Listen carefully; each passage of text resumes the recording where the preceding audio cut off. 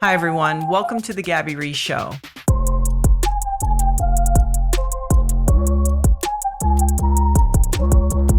Hi, everyone. Welcome to the show. We're going to do it a little different today. You're stuck just with me, and we're going to do it in two parts.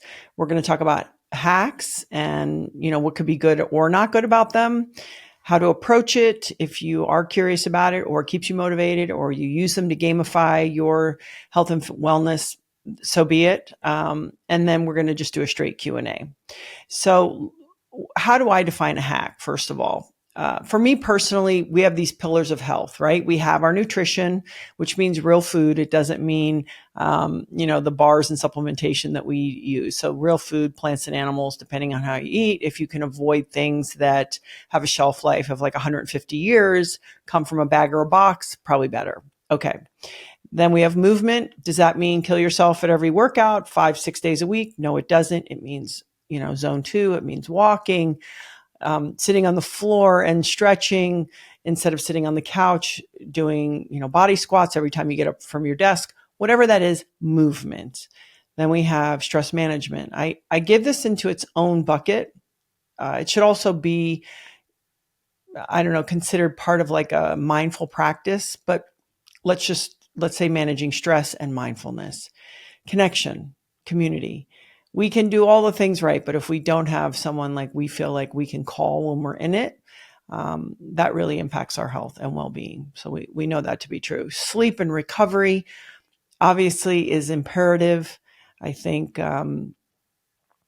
people don't realize because they think, well, I got 8 hours, but you got 8 hours from 2 to 10. The importance of our connection with our biological clocks, our circadian rhythms, the environment that we're in, sun up, sun down and such, which brings me to my last kind of bucket that's a little more vague, but just being in nature, connecting with nature. The amount of data that suggests this kind of undescribable way that it impacts us. And it sort of, and for me too, by the way, and I'm surrounded by it, it really, I don't take it into as much consideration as prescriptive for our health as even, communing and being with our friends and family. So those for me, everything out of that is, let's say, a hack. Okay. So I've defined that. And the issue for me with hacks, it's really simple. Sometimes they're almost a distraction, either from the work that it takes to do all the original things. We all think we can shortcut it. And I just haven't seen it yet. I've seen it be a support. I've seen it be a mini boost, but only when you're doing the other things. So that for me is the issue, because people spend a lot of time, energy, and resources towards hacks, but yet they're still not dealing with the major buckets. And that for me, if most of us deal with the major buckets, I feel like we're about 85 or 90% of the way there, first of all. So, and people love to hack because ultimately it's like, tell me what to do so I can put that part of my life and put a check next to it and think it's handled, versus the approach of how we have when we are in relationships or when, we make our beds and brush our teeth. This is an ongoing. It's never solved. What worked for me in my 20s doesn't work for me now in my 50s. What works for me at a certain time in the month may not work for me at another time in the month. So I think this is something that we want to, I don't want to say we want to farm it out, but we would love for it like to be an answer, check, check, and it's done. So the problem with hacks is you're attaching it to something as a final solution that there is no final solution. Think about your mental health. Trying to show up every single day and fighting those natural negative emotions that we all have every day. This is a constant practice, and it's no different to the consciousness that we have to bring to our movement, to our, maintenance of movement and our self-inquiry and relationships. These things take work. So that is my first kind of issue with hacks, as long as we don't look at it as a substitution. If we're looking at it as like, hey, this makes it kind of fun and sexy for me, it's like a reward for me because I'm doing all these other things, great. And that's how I use it. I'm not going to lie. I mean, I feel the same way. I get bored doing, okay, it's, I have to train and I choose to train and I can't eat cake for dinner. I feel the same way. So I use hacks as like a little sexy reward, like, oh, I got this IV today. And I make up a whole fantasy about how it's, boosting my mitochondria and making my telomeres longer and all this stuff. But at the end, I really think that's the only place for it. If it keeps us on task and keeps us motivated and it feels like a little perk, we will see little, probably, 1 degree here and there improvement. So my hope is to give people answers on how to break away from being into health hacks, and that's forever. But really, we need to understand health hacks better and why are they so appealing to us. So I think this goes back to biologically, it makes a lot of sense. We're lazy and we're looking for every which way biologically to conserve energy.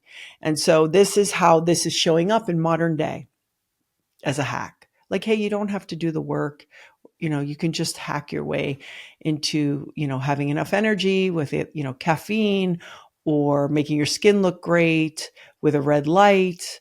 But the reality is you're going to be sick of me talking about the main buckets over and over because there's no way to deviate from those. There just isn't. So I'm going to encourage you to maybe rejigger where the hack lives. The hack is a cherry on top of an already well-baked cake with icing. It can't substitute any of it. So again, we'll go back to the buckets. Moving, eating, sleep and recovery. If you want to say some kind of mindfulness and meditation, in nature, connection with others, and really being mindful of your stress. Because I think a person that, is a little loose in their eating, but sort of overall pretty good with their movement and in connection, and they feel pretty joyful most of the time, in some ways probably fares as well or in some ways better as somebody who is constantly stressed out, even if they're eating perfect and moving diligently and everything's measured and all of that. I really have seen that stress, they always joke, stress is the number one killer. So let's start there. What's making us stressed out? Is it our work? Is it finances? Is it our relationship? Is it that we are too busy and we can never come up for air? Is it a combination of all things? Are we not sleeping well, so we're not recovering, so we don't get that perspective? So maybe one of the easiest ways to get away from hacks is first to look there. Look at your sleep and look at your stress.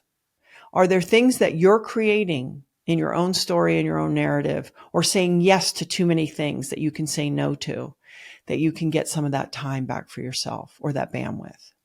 And I think yes is a very important word, but I also think no is an important word.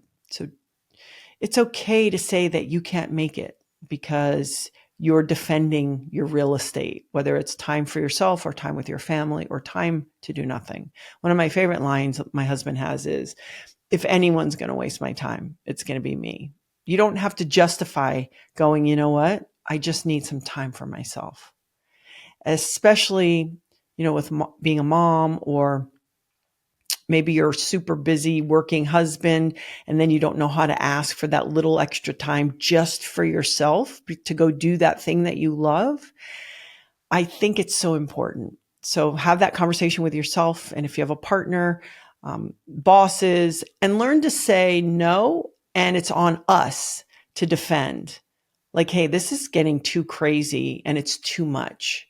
And I even have friends who talk about pulling their kids out of sports because they're driving them and they're all day long. The kids are at practice and training and competing, and it does become too much. And I think it's okay to have the security to know what's good for you and what's good for your family.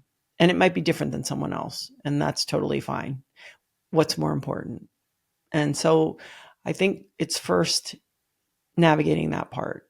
Getting to bed, how do you do that? At the same time-ish that you can. No blue lights, a cool room, all of those things. But the more you can get habitual and is as far away from dinner, but as far away from midnight as you can pull it. I think that seems to be a good general rule. Or eat a huge lunch and eat a super light dinner if you can. Back it out about 3 hours and then try to get to bed if you can do it. Now, one thing I do as a guilty pleasure is that's the only time I can consume content that's just for fun. And so I will use that time for myself. I'm not with my kids or my husband, he's already asleep. And so I do fit those in ways that work for me. So I think health hacks come from industry. I think that there are groups and companies that see a lot of opportunity to reach people and sell them stuff. And so I think that, coupled with our desire to, conserve energy and do as little as possible, it's a perfect storm for, let me sell you this wearable, this pill, this IV. And again, some of that is super beneficial. It keeps you motivated, but none of it's really going to help you in the long run if you're not doing the basics. And you're going to be sick of me saying this. I don't think the people who sell it to you are bad actors. I just think they know that they can reach you if you're vulnerable. You ever do the orders at like 11 p.m. and 12 p.m.? Like, this one little thing is going to fix it all. It's like, yeah, it's not going to. But I mean, of course, there's probably some people who are bad actors and they're not even doing it themselves. But for the most part, I don't even look at it that way. I just look at what's my role, what's my responsibility, and how do I navigate these waters. So let's talk about some of the hacks. Let's talk about the wearables. So a lot of it doesn't measure a lot of things that they say, but if you get a baseline on when you go to sleep, they can't really even measure deep REM. However, if you can use this as some kind of accountability tool, I think it's great. If you're going to rely upon it to tell you how you feel, I think that's a mistake. I think the most important thing we can do is tap into, how do I feel? Do I feel rested today? Do I feel like I've got a lot of gas in the tank and I want to crush it in the gym? Or, you know what, even though it says I got great sleep, I'm not feeling my best. And so no matter what, no matter how you use these things, you've really got to tune into yourself, because you are the best person to know how you feel. So I just want to say that, because that feels like the most important thing, because what might work for you doesn't work for me, and vice versa. So it's really important. I think one of the things that a lot of people do that it's common is they, instead of eating real food, they'll just grab snacks, and ones that are perceived as healthy, like, smoothies and bars and all this. And that's great if you're in a pinch.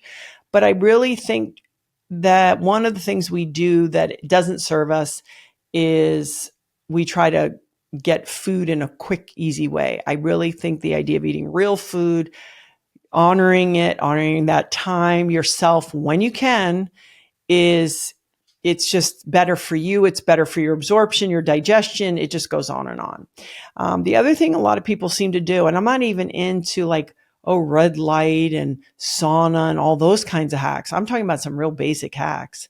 People are oftentimes,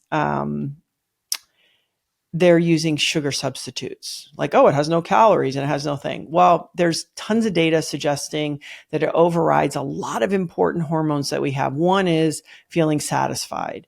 So if I could encourage you to stay away from the artificial sweeteners because you think you're getting less sugar and less calories, I think the story's been told enough that in the long run, it's not better. So if you sort of say, hey, I'm crazy and I need to have a soda, then have the real thing with real sugar. But obviously the big hack would be try to eat your calories, not drink your calories, right? They say Americans consume about 25% of their calories through the liquid. So if you're being mindful about calories, then that would be a very simple way. Stick to water or things, unsweetened teas.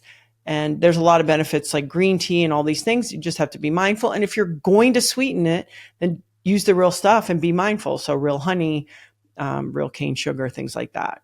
We already know the deal on sugar. I don't need to talk about that over and over. I won't bore you with that. But I think we're not meant to we eat a lot of sugar, a lot more than we're supposed to, and that we would have ever found in nature. Skipping meals. For some people, this is a good idea. It's considered a hack. For a lot of people, it's not, because there is some suggestion that maybe it causes overeating later.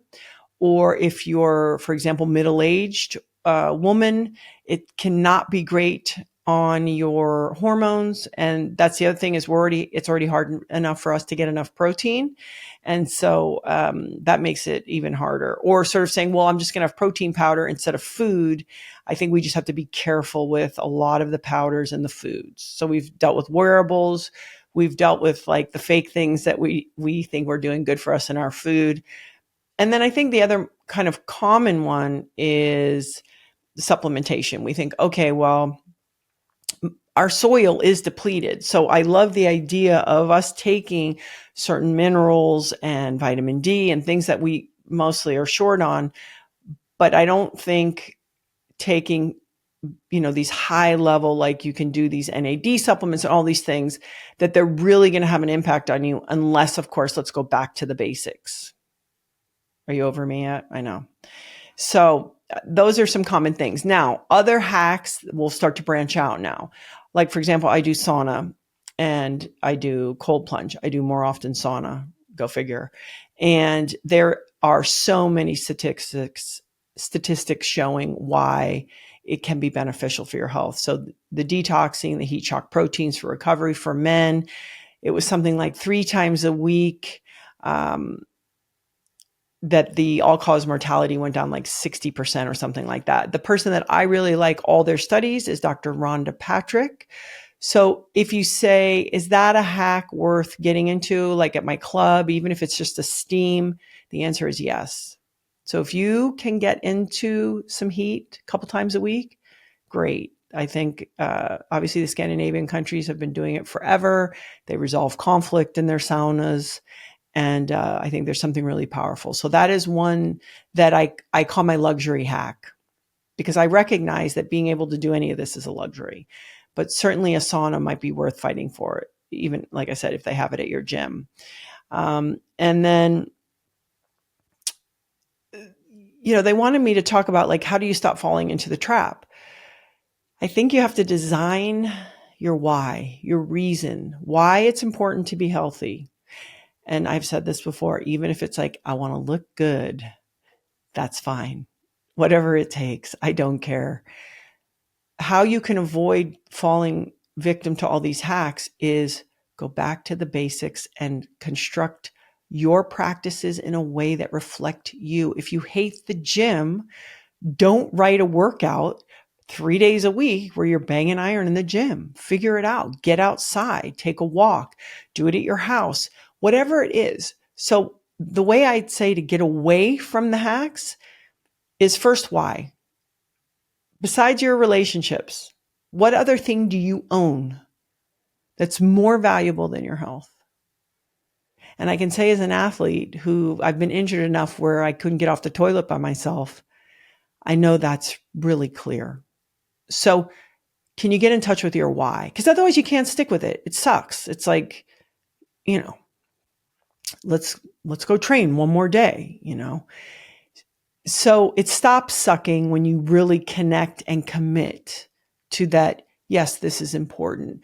Now, do you have to be a triathlete or super athlete? You don't. But do you want to try to be rested in recovery and feel your best and not have digestive issues and not be walking around chronically inflamed with foggy brain? Probably.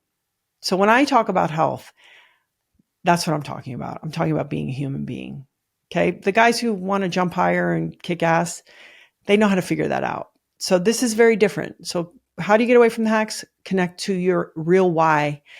And then that means all the choices off that reflect you. So you eat foods that you enjoy, but they're healthy. You move in a way that you can tolerate enough consistently that you'll get it done. Your relationships are ones that you give and they feed you. There's only one-way relationship, and it's with our children. It's a parent to a child. Every other relationship, there should be a level of reciprocity. And I don't mean I gave you 2, you give me 2. It's like, hey, I gave you something and you inspire me. Great. I'm saying being mindful of that. Be on your sleep to the best of your ability. It doesn't mean don't go out and have fun or have a late night. It means 80% of the time, try your best to adhere to the schedule. I'm going to add a little thing too, besides the nature. Let's say you're in a good rhythm and your things are pretty dialed and you're pretty consistent. What I would add another invitation, which is to be of service, because something about rounding it out with acts of service to others also helps you deal with your mental health. It just does. It sort of reigns supreme at the top. It's the top. And that's really how we feel good. And sometimes it doesn't feel like it. It takes extra work. Nobody has to know. But I think what it does to your internal health and sense of homeostasis and well-being and purpose and place in the world, you can't put a price tag on it. So once you take care of yourself and everything's cool and you got a family, like if you have a new baby, guess what? You're in service to the baby. I'm not talking about that. I'm talking about like, hey, if you have a little extra, if you can be of service, super powerful. That impacts your health in a really invisible way. I get this a lot. Like people have made taking care of themselves very confusing. And I understand why, because not only that, there's a gazillion experts, there's sites dedicated to people doing the most incredible and complex moves in the gym. I love those. A million recipes. You can have this, ingredient instead of that ingredient. Don't let that be an excuse. Just keep it really simple. I use this as an overarching philosophy in life. Simplify it. So if you're overwhelmed, it's because you're trying to take in very complex components of this conversation. Get back to the basics. Like if you're not walking, don't watch Kelly Starrett or there's a guy, Vern Griffith, I love. Like just start with where you are. And on your plate of your, food, use ingredients for inspiration, but keep it simple. What do you like? And what is, kind of in your principles of how you're eating? Are you getting enough fat? Are you getting enough protein? Are you getting enough fiber? And yes, are you getting enough carbohydrates? It's very simple. Make lists and just kind of make sure and think, am I eliminating good? Am I sleeping well after I eat? Is my stomach upset? Do I have energy? Do I feel tired? Start to notice and then keep it really simple. But when people say they're overwhelmed and they want to, just keep it simple, you can use the internet for inspiration, but you are not going to build a plan based on 50 Instagram accounts that you hodgepodge together. Okay. Because look at that as performance, entertainment, and then again, occasional inspiration. Because I even go on Instagram and use other people's stuff and movement to be like, oh, that's an interesting thing and add it. But I'm not confused or thinking I need to follow their program. So being healthy for me is feeling good.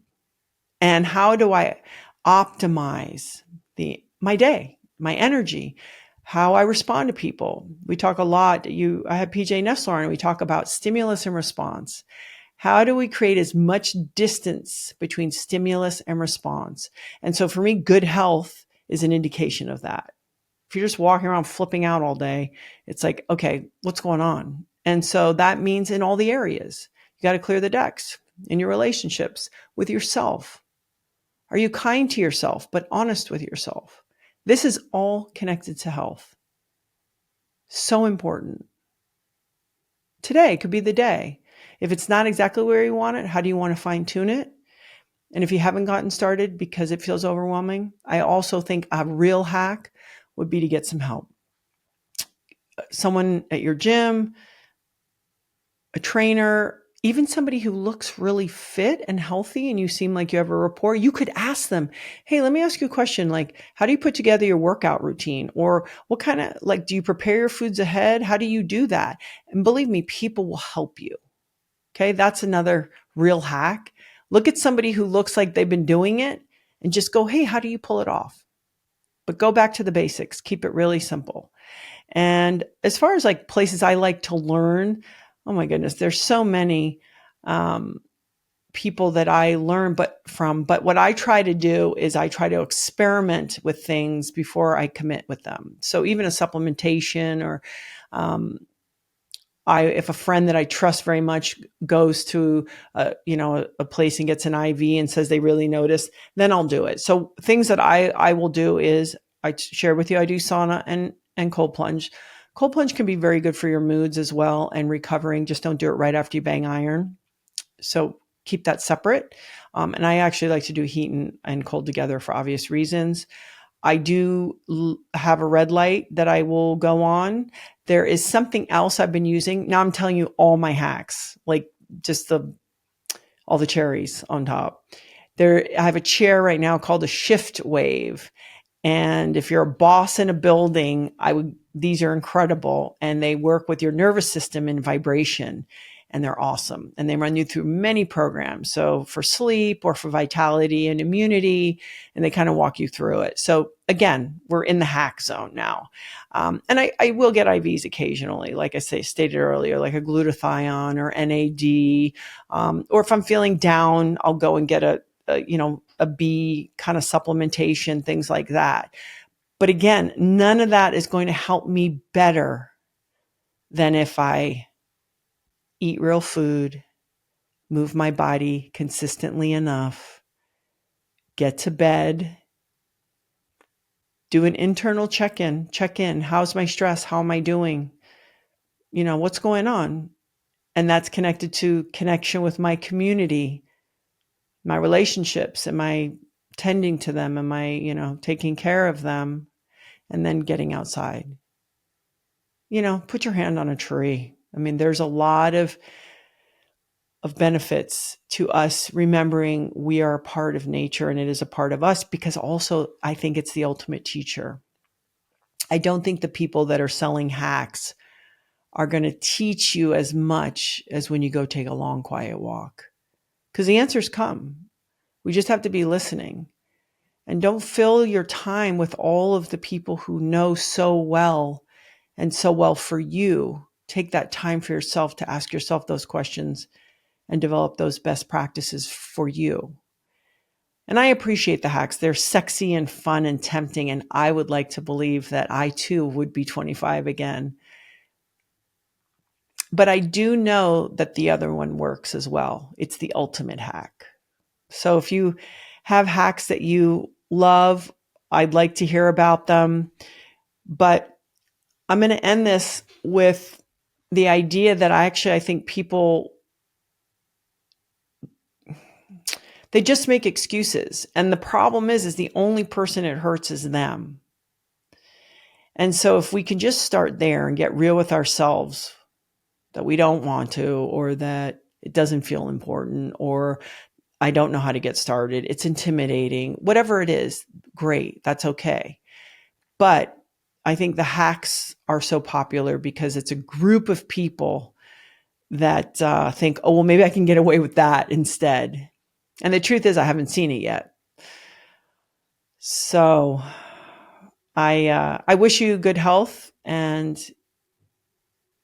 just if I could send you kind of a boost of energy to know that no matter where you are in your health journey, it doesn't take long to make it significantly better. You would feel better right away. And then eventually, if you're sort of saying, hey, I want to make these other improvements, you'll find it. The body is so amazing. So maybe give it one last hack would be the 90 days. So if you're going to start new practices, give it 90 days. Just suspend your belief for 90 days. Commit to a program. Write it down. Write down your food, your plan to exercise, who you're going to meet, at what time. Get to bed, be conscious. And if you get those 90 days in, I'm telling you, it will be the ultimate hack. If you can figure out how to put all those pieces together one by one, you don't have to change everything all at once.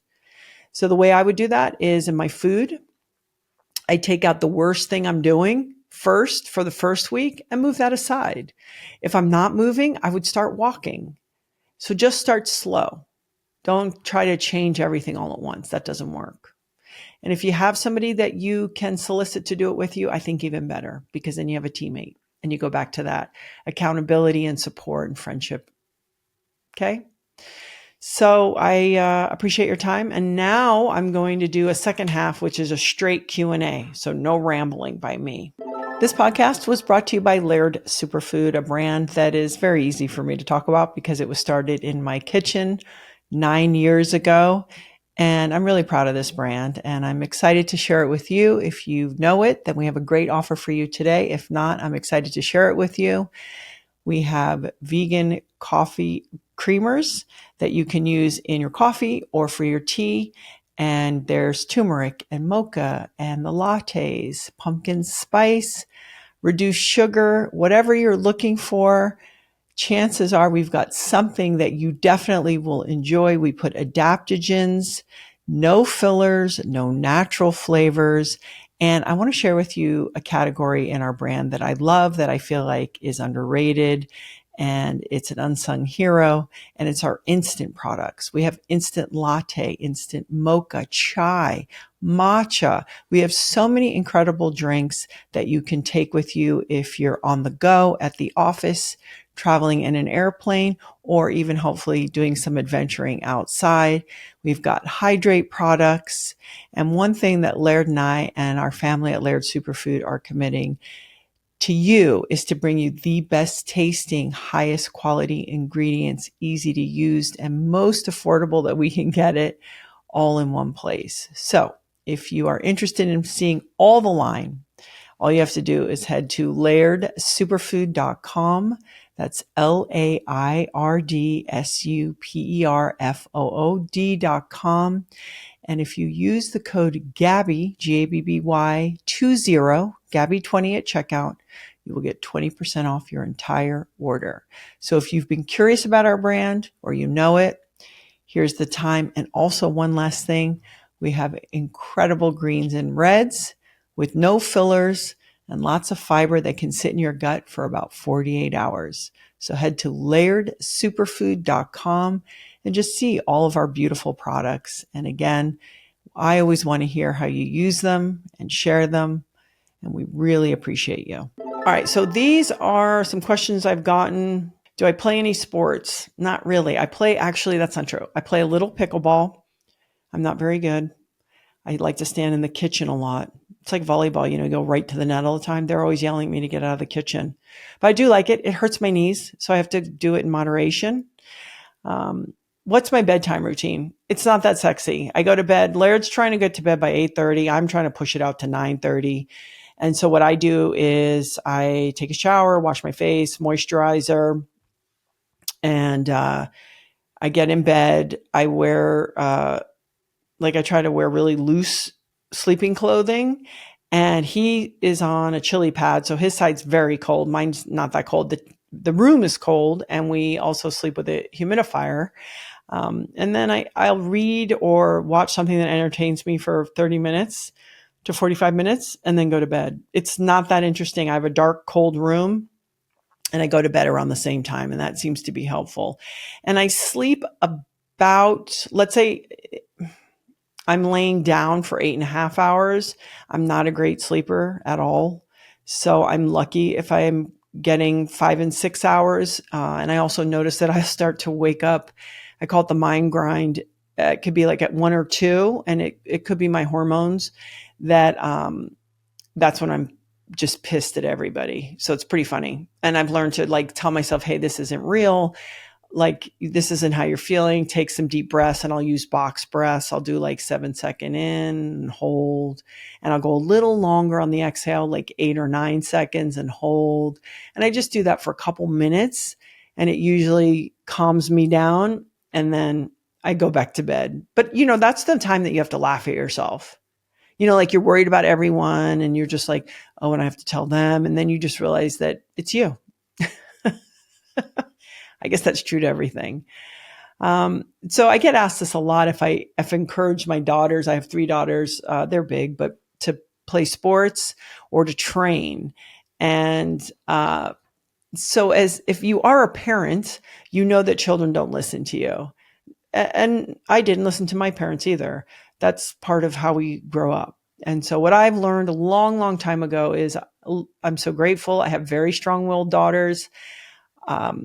And just like I don't want other people to manipulate or influence them, I also am not able to do that. So I did ask them all to play a sport in high school. I didn't care if it was like, it meant everything to them. My youngest daughter right now, it's like she almost could care less, but she is playing tennis, and the other two did different sports. But forcing them to play sports isn't realistic. I have learned from my own endeavors in athletics, if you don't love it, it's so hard that I didn't want that to be a punishment. I didn't want movement to be a punishment, because my hope is for their entire adult life that they will see it as just something you do. So I think that was more my approach. So I have invited them to train. Now my middle will train with me on the land. Now that she's older, she's in her 20s. She'll do a circuit with me. But again, I'm careful not to overcoach her or anything like that. I just sort of let that be. My youngest daughter will do activities on her own. She's still kind of pushing against us a little bit in that way. And yeah, they all know how to pool train, but nobody's like, yeah, I can't wait to go pool train for an hour and a half. They're not there yet. But what I do see is that Laird and I try to be examples, and that they have their own practices and curiosity. And I think parents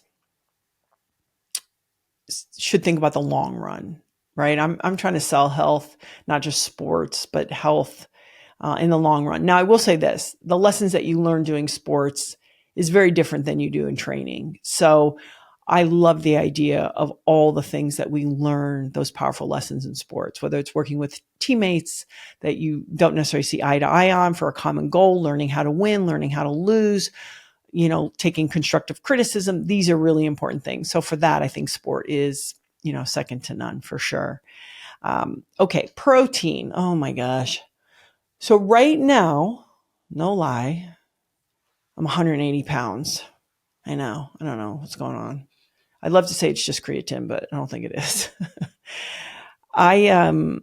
So I'm not, how am I going to get 180 grams? So I do my best, and I've been adding occasionally, when I have food, I will add, sometimes with that, I will make like a mushy meal and actually even add protein powder, but I'm still trying to eat fiber and other things, not just isolating that into a smoothie, if that makes sense. But it's hard to get it, I'll be honest. So on the protein front, I think it is a dance. And if nothing else, this is how I approach it, because everyone is so literal and they freak out. I don't think I'm suffering. I try to make sure I'm getting enough really good food. So I'm paying attention again to those things that I talked about: protein, healthy fat, fiber, and then a certain amount of carbs. I'm not crazy on the carbs, but just enough. Like, I'm not allergic to any of it. And what I find is when I'm mindful about the quality of my food, that sort of takes care of it. But yeah, listen, I try to source really high quality protein. You hear me talking about Maui Nui venison all the time. This is not an advert for them, but it's very dense. So for example, their bone broth has 25 to 30 grams of protein in a bag.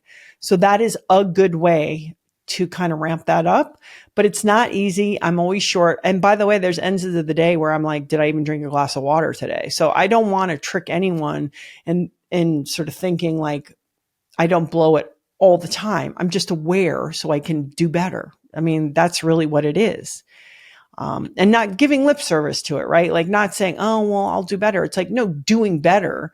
But there's, again, certain days like I have AFib occasionally because I'm so dehydrated. It's like, how dumb am I? But I get asked a lot about my calories.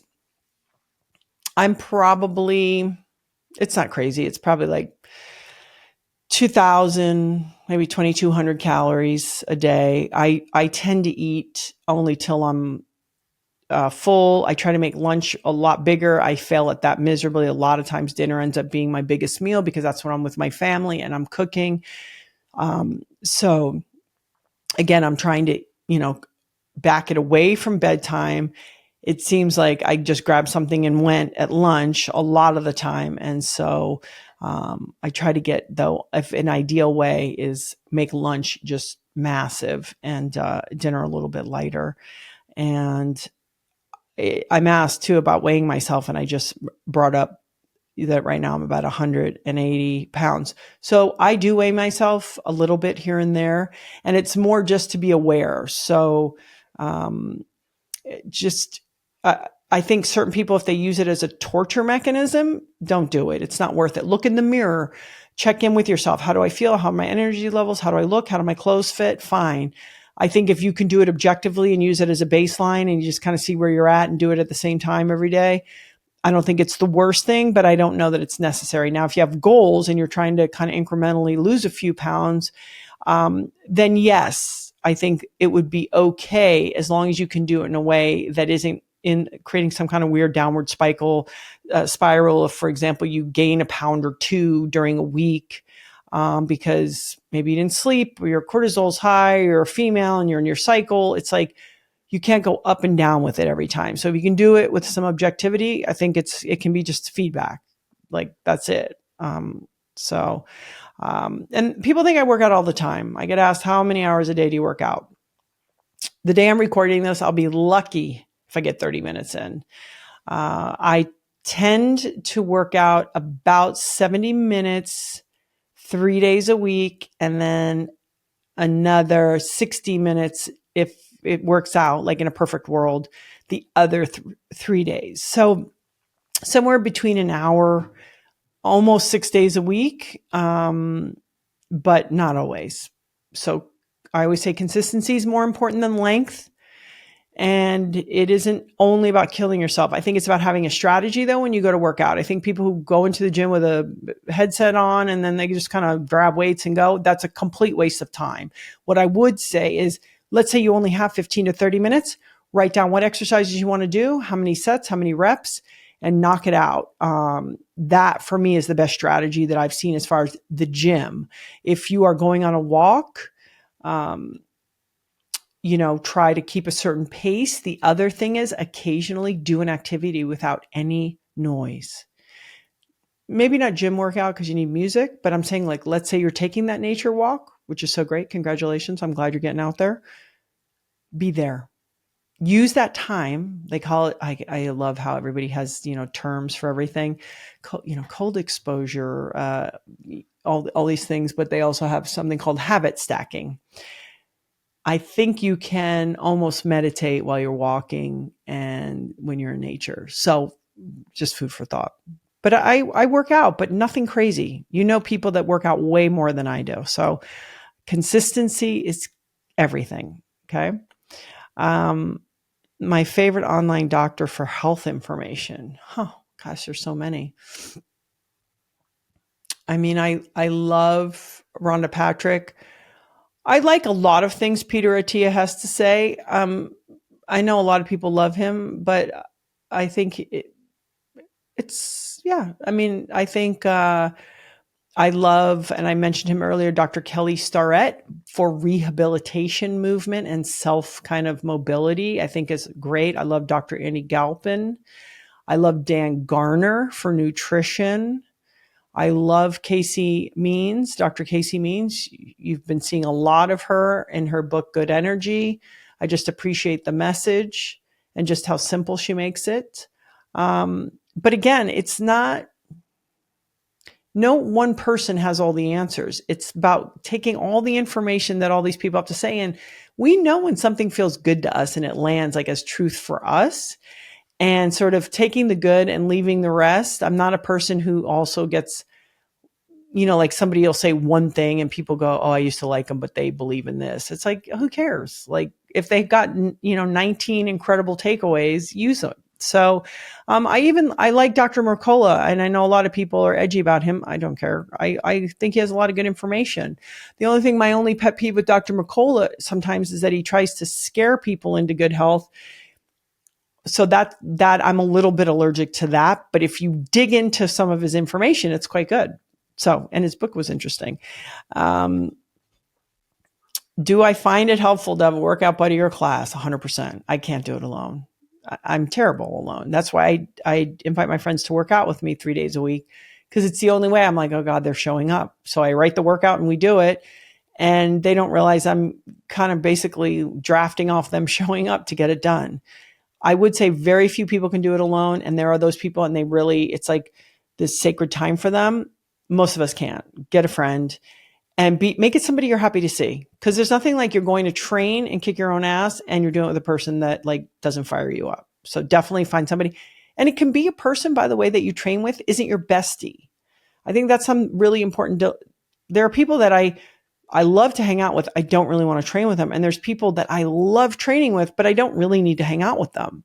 So that is something, once I learned that, I was like, oh, this is perfect, because then you can just be like, oh, hey, have a great day and get on with it. So you don't have to feel obliged that they, check all the boxes and that you can have lunch with them and do overhead cleans. It's like, you don't have to. And my final question I got asked was, did I ever struggle with my diet? I don't think I struggled with my diet. I think I've learned. And so the ways I ate when I was in college, and then when I turned professional, is significantly different than how I eat now. And that's just because I've learned more. So I certainly could have eaten better in those days, but I've never really struggled with, being afraid of food or eating too much. That wasn't something that I navigated personally. I will say this, as a parent, what I try to do also is not make anything taboo. In our house, what I have seen is that I prepare meals a certain way. This is how everybody eats in the house if they're eating my meals. If they bring in, especially teenagers, they'll bring in their own kind of weird snacks in your house, like with ingredients that you can't. And I never make a thing of it, and they all outgrow it. Or they'll eat one or two and never do it again. One thing we don't keep in the house is soda, and we never have. I think what I've learned there is if they never get a palate for it, they never like it. Not really. It's way too sweet. So the way I do it is, if I don't want to eat it, I don't have it in the house. I don't make it a thing for them. And they're conscious. They know. I've said this a lot on this show. My kids know what's food and what's fun. And we've learned the difference. And we know that a bagel is not breakfast. It's in fact a snack. I think I can't believe it. I'll be 55 in a couple months in January. And what shows up for me on all this stuff, whether it's hacks or these kind of everyday questions, it does go back to our value system. And people will say, hey, I got my parents' genetics. You didn't. You inherited their lifestyle. So just like it's our job to offload some of the things that happen to us when we're young, whatever traumas, big or small, big T, little t, that have happened to us, it really is on us. It is our responsibility to heal from those to the best of our ability. I know some of the bigger T's are, I'm sensitive to that. But just like that in our lifestyle habits, it doesn't matter how you grew up. It comes a point where you have to go, okay, if I'm going to pursue this, why am I going to pursue it? Why is it important? Let me really get in touch with that. And then how am I going to do it? What's the strategy? And then how do you put that in practice? Because we can have, and that's the thing that really frustrates me about hacks, we can have all the information at our fingertips, and we do, by the way. But if you do not have a practice in place to implement and execute, it doesn't mean anything. It's just lip service. It's like worrying. Somebody said to me, worrying is something to do. And so, getting all this data on all the hacks and seeing it all, you think you're doing it or you know it. And that's not the case. The case is your own practice. So I just want to encourage you, if you're at that place and it feels important, whether you want to tweak it and get a little more gnarly, or you're just getting started again because you've been an adult for the last 10 years and you've looked up and thought, oh my God, I, kind of lost the reins on this stuff. There's no point in beating yourself up. None. But there's every point in taking total accountability, because in the end, like I stated earlier, the only person it holds back is you. So I just want to be your cheerleader. I don't have it figured out. I have a sense of it, and I have some practices in place, and I'm still learning. But I really want to be your cheerleader. And plus, if I'm driving on the road with you and like you're a raging lunatic because, you don't feel good, I think, I want to share the road with as many people as I can that are feeling good. And if I can be a part of being your cheerleader and inviting you and encouraging you and reminding you it's not about being perfect, it's just about doing it most of the time pretty well, then I'm excited to do that. So let me know how it goes. Share if you have any questions for me or hacks that you have really worked for you. Share them with us, please. And as always, I am so grateful for you all for listening, because I know that your time is the most valuable thing, and I don't take that for granted. So thanks again for joining me and listening to the Gabby Reece Show. Make sure to like and subscribe so you never miss a conversation. And if anything showed up today that you find would be helpful to someone you know, pass it along, and make sure to share with us what really resonated and stood out for you in this conversation. Thanks again for joining us. Keep going, and I'll see you next time.